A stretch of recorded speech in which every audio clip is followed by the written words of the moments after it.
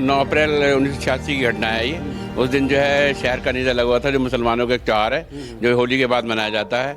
ये चमन सराय में और अस्पताल के चौराहे पर लगा हुआ था। वहाँ पर मुसलमानों ने ये उड़ा दिया, ये एक अफवाह उड़ा दी कि यहाँ पर 2 मुसलमानों को हिंदुओं ने मार दिया है।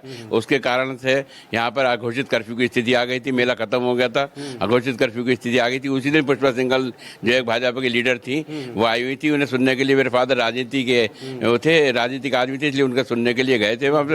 जब वो वहाँ से लौटे तो घंटाघर के पास एक खैर हलवाई की दुकान है, जो हमारे चीनी का काम होता था, थोक का। वो रिटेलर थे हमारे यहाँ से, थोक में चीनी खरीद करके रिटेल में बेचते थे। उनकी दुकान पड़ती थी। मेरे फादर मेरे चीनी लेने के लिए उनके दुकान पर गए। उधर से भीड़ का एक रौला आया तो दुकानदार ने कहा, भगत जी तुम अंदर को आ जाओ, कभी चोट पैंट लग जाए। उम्रदार व्यक्ति थे वो। और जो है उनकी बात सुनकर के एक करीब दुकान में 1 मीटर अंदर चले गए। उन्होंने जो है जैसे ही वो अंदर गए, उन्होंने अपना जो दरवाज़ा बंद कर लिया।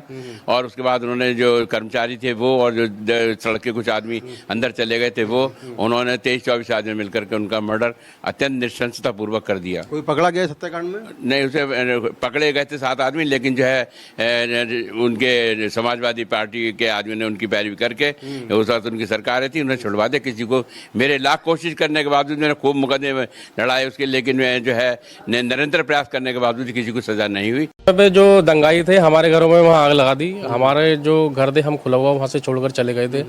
और ऐसी स्थिति हो गई थी क्योंकि बहन बेटियों की भी बचाना होता है, क्योंकि लोग दंगाई क्या करते हैं, सबसे पहले बहन बेटियों को टारगेट करते हैं। और कोई भी व्यक्ति अपने सामने अपने परिवार का जो व्यक्ति है, बहन बेटियों को छेड़ना, दुष्कर्म करना, वो कभी भी बर्दाश्त नहीं करेगा। तो ऐसी स्थिति में वहाँ हमारे परिवार जो है, पलायन की स्थिति ऐसी बन गई कि हमें वहाँ से मकान छोड़ना पड़ा और वहाँ से भागना पड़ा। अगर नहीं भागते तो ये लोग दंगाई हमें मार देते। और कहाँ गए आप लोग प्लान करके? अब संभल में चारों तरफ से तो घिरे हुए हैं, जहाँ जाएं तो ये लोग पीछा थोड़ी छोड़ते हैं। जहाँ भी जाओगे तो मिलेगा इनका एरिया, चाहे वो कोटपुर भी। हमने दूसरे मोहल्ले में अपना मकान बनाया, मगर वो हरिहर मंदिर के पास में ही मकान है। आज़ादी के बाद से लगातार 15 दंगे हुए हैं, 209 हिंदुओं की हत्या हुई है उस समय पर।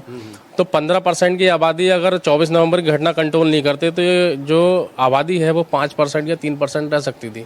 क्योंकि ये लोग क्या करते हैं, पहले तो प्रशासन से उलझते हैं, उसके बाद जब प्रशासन जब कमजोर पड़ जाता है तो ये हिंदुओं के घरों की तरफ को टारगेट करते हैं, हिंदुओं के घरों को टारगेट करते हैं और ऐसी स्थिति बना देते हैं कि हिंदू डर की वजह से पलायन कर जाए, अपनी जान बचाना भारी पड़ जाती है। आयोग ने जो दी है रिपोर्ट बिल्कुल सत्य दी है, बिल्कुल सही रिपोर्ट है ये। बिल्कुल, ना तो हिंदू जो है यहाँ से चला जाता है, यहाँ से कोई सुनवाई ना होती, किसी की सुनवाई ना हो रही है यहाँ पे, तो क्या करें यहाँ पे।